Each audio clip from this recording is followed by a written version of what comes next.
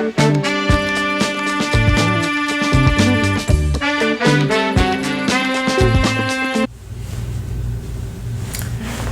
Fed Cat family. Welcome back to another Financial Friday and another Financial Friday series. We've been doing these now pretty much close to 11 weeks now. Every Friday on our YouTube site, we have a video going up covering how to handle your personal financials, how to handle your personal investing, how to handle your personal savings, right? So I'm Keith Reed, the supervisor for work readiness instruction here at the Bronx We Care office located on Grand Concourse. Today I want to cover something, this may seem small, but very important as far as investing, in the totality of investing. As we've covered many subjects. When you visit our website, you'll notice how many videos we already have up covering how to save personally and how to invest personally on our Financial Friday series. Today, I want to cover information I think is critical to your decision-making process. What does that mean? How do you how do you rate the information you use to do research on the investment you plan to do? Now let me repeat that.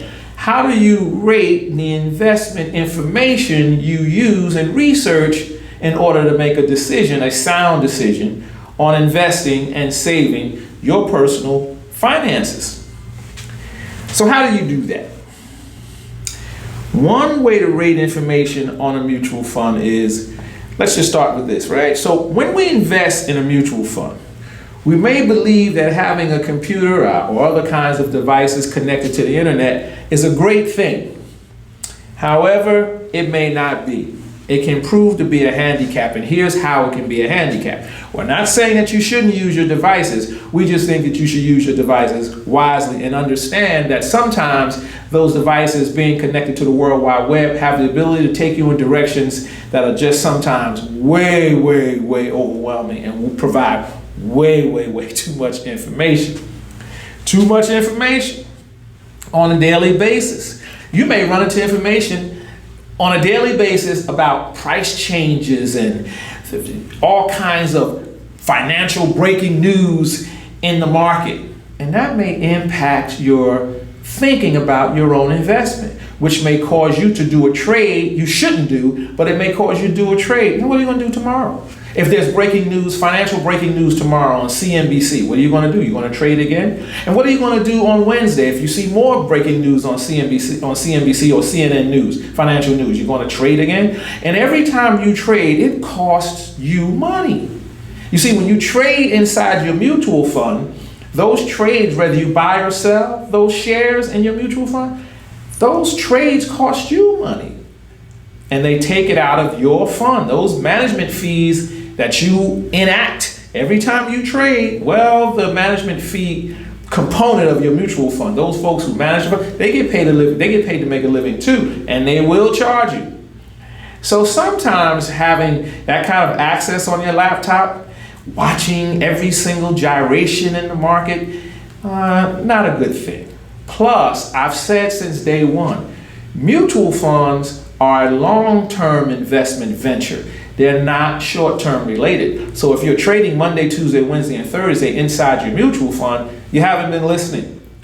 Mutual fund investing is a long-term investment venture, not short-term, right? Internet use.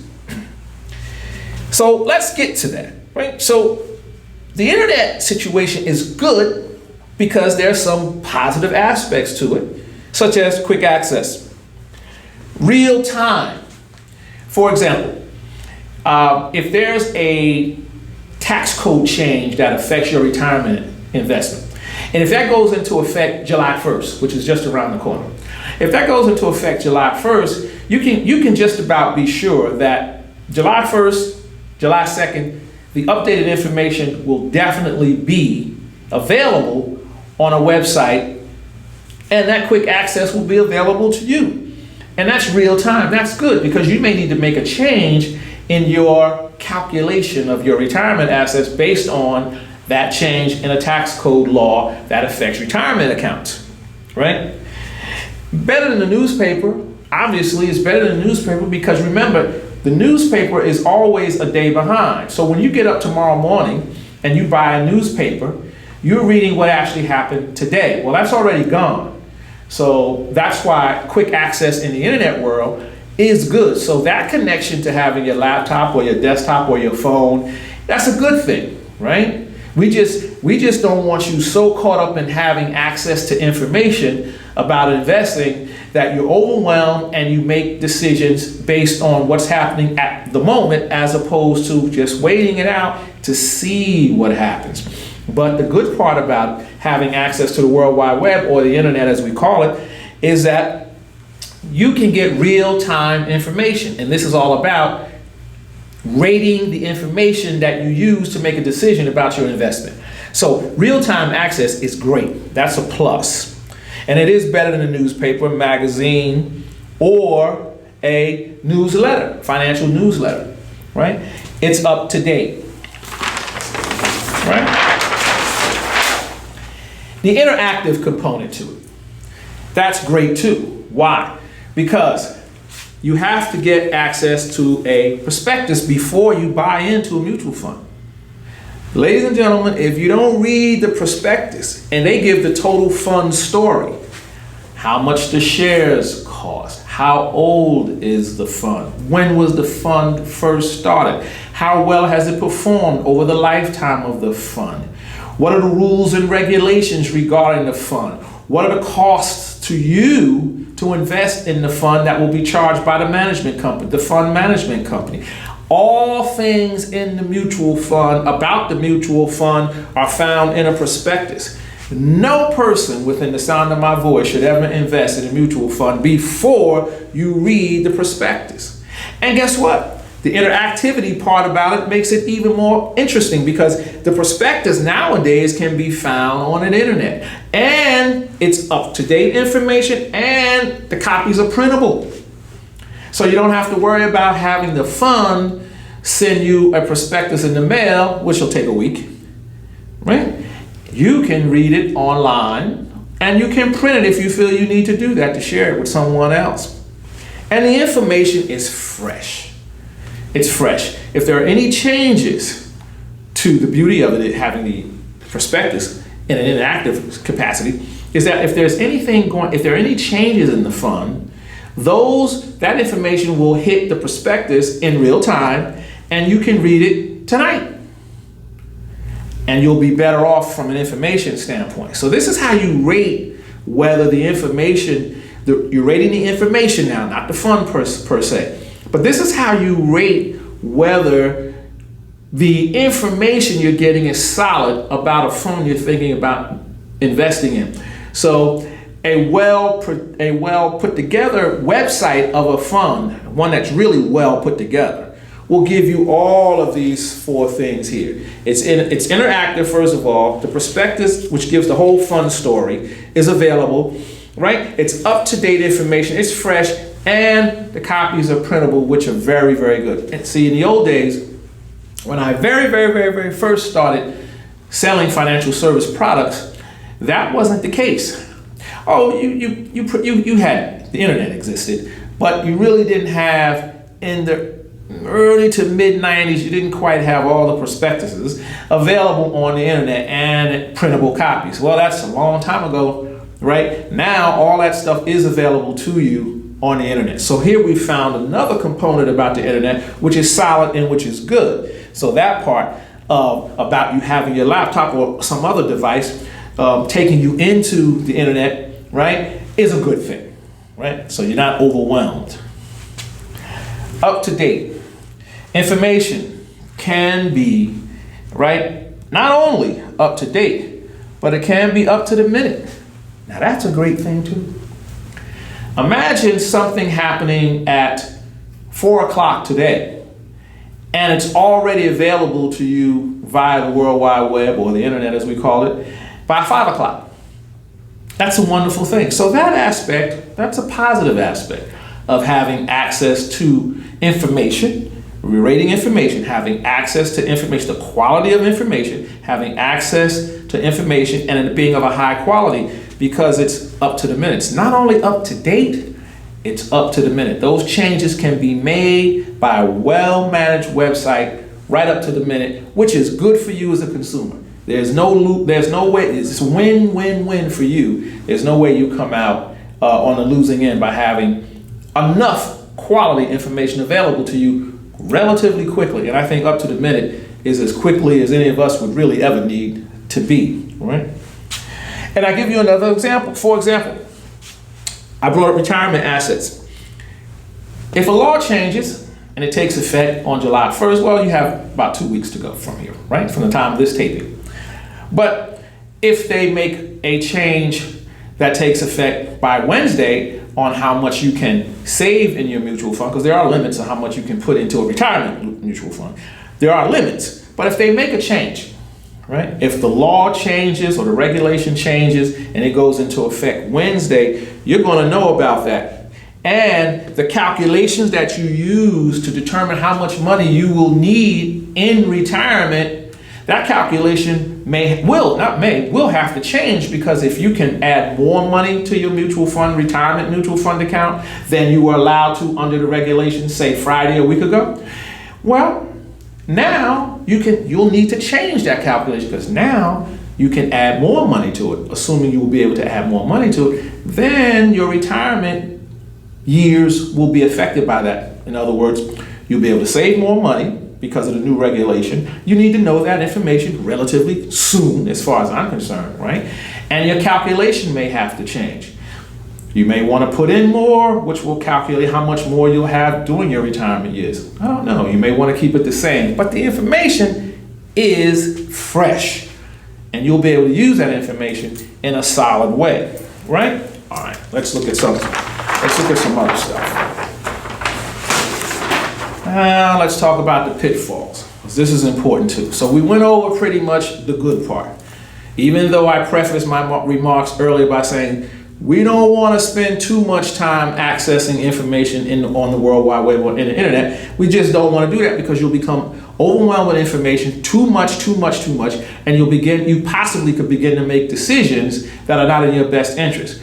But we just went over quality places and reasons why you want to have access to quality information, and you want to look at the quality of that information as you make a decision before you invest. The quality of information you're using to determine where to invest and how to invest is a good thing. But let's talk about pitfalls now. We've talked about the upshot. Let's talk about the pitfalls. Online information is free, right? Free online information ain't free. It ain't free. It will cost you something in the long run. Remember, someone paid to have that information placed online. And actually what they will end up doing is asking you to buy something you probably don't need. So avoid that. So these are the pitfalls. We're going to avoid the pitfalls, right? So avoid information that says, I'm free, it's free, and as soon as you click next, they want your credit card number, because they want you to buy a subscription to their financial newsletter. And that financial newsletter might not be of the quality that you're looking for. It might not be good at all, but they've already sold it to you, and it's too late, right? Because they'll lock you into 6 months or a year or something like that. And I want to avoid that for you, right? So remember, when you see it's free, remember, Mr. Reed said, it ain't free. There will be a way you pay for that sooner or later. Also, fixating on the small stuff. I want you not to fixate on the small stuff. Newsletters and magazines that fixate on the small stuff. Too many internet sites are fixated on short-term gains. What did I say earlier about investing in a mutual fund? A mutual fund is a long-term investment venture. It is not by nature a short-term investment nature. It is not that. It doesn't possess a short-term investment nature, right? So if you end up getting information from news outlets that are fixated on small things, those small things will be short-term gains. Remember, mutual funds are a long-term investing venture. Those things fixated on the small stuff are fixated on things like price changings, right? The fact that the economy went up or the economy went down, or the economy is flat. Constantly fixated on those kinds of things, which you shouldn't have to worry about. That is not something you should be concerned about. Why? Because the day that you make a decision to invest in a mutual fund is the day that you have also made a decision to stay with it for the long term, not the short term. All right. Too many experts. That's another thing. Too many experts. Avoid financial networking sites. Not a good thing, right? These financial networking sites give you all kinds of information, They're all experts. They can't be all experts, but they say they're all experts. Remember, some of them say that free information is free. So not only is it free, they're all experts. So you have access to all this information. It's free, supposedly, and it's just too much. And these social networking financial sites, the first thing you need to do, right here, you need to verify their authenticity. If they're even real, that's a must, or you'll find yourself in a bad place with your money, right? Also, let's watch out for requests for investment dollars, something you may lose.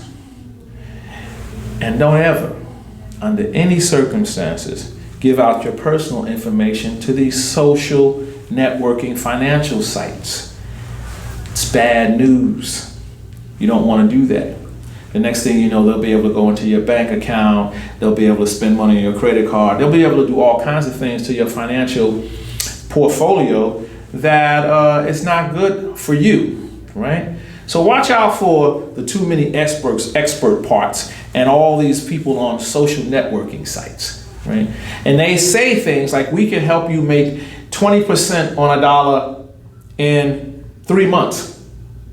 Just join our social networking financial site at blah, blah, blah amount of dollars, and you do that. And in the meantime, while you're giving them your information so that you can become a member of their social networking financial site, they now have access to the very thing I said down here, don't give them access to. That's not a good thing. So this is how you rate whether the information that you're using to determine where and how and when you invest are of a good quality, right? Let me close by saying this as a recommendation. Vanguard mutual funds. You can go there and you can inquire about Vanguard mutual funds. They are expert about their funds. They are expert about mutual funds, right? They are not a social networking financial site at all. They are a very sound and solidly managed mutual fund, Vanguard, right? And you can avoid all of this unnecessary trial and tribulations that will cause you to put yourself in a bad place financially. Okay, so I just wanted to cover that today. How you rate the information you use to make a decision to invest your money in a mutual fund or a money market mutual fund. Okay, I hope this helped you continue to understand the process of investing your hard-earned money in mutual funds or money market mutual funds. We look forward to seeing you again in the future. Of course, we do these every Friday. Financial Friday series is an ongoing series, and I'll be around to talk to you and answer any questions. Now, answering your questions. How would you get to me? K-Reid, that's K-R-E-I-D, @fedkev.org. You can send me an email, and I'll be happy to answer your questions that you may have. I'll close with full disclosure. I spent 7 years in the financial services market, selling financial service products just like what I'm talking about here today. Although I'm here as a supervisor for work readiness instruction, that's okay. I used to work in the financial services sector. So what I'm using actually is my skills as an instructor and my skill as someone who once was licensed to sell financial service products. I bring that all to the classroom virtually and actually, and I use it to help you make the sound, solid decisions I want you to be able to make about how to invest your money. Again, I'm Keith Reid, the supervisor for work readiness instruction here at our WeCare office in the Bronx on Grand Concourse. And I look forward to seeing you again And I look forward to having you all when you're back in the classroom so I can see you up close and personal. Thank you very much and have a great day.